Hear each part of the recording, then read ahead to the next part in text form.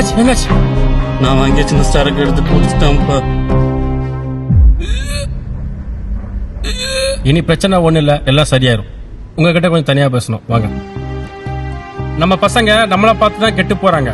அவங்க முன்னாடி தண்ணி சிகரெட்னு இருந்தா அவங்க அதே ஸ்டைல் நினைச்சு அதை பின் தொடருவாங்க.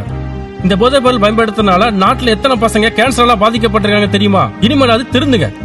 நான் பண்ணது தப்பு தானே அம்மா, அவன் வழியில புரிய வச்சுட்டான். இன்னும் தப்பு பண்ண மாட்டேன்ப்பா. நாம் திருந்துவோம், பிறரை திருத்துவோம்.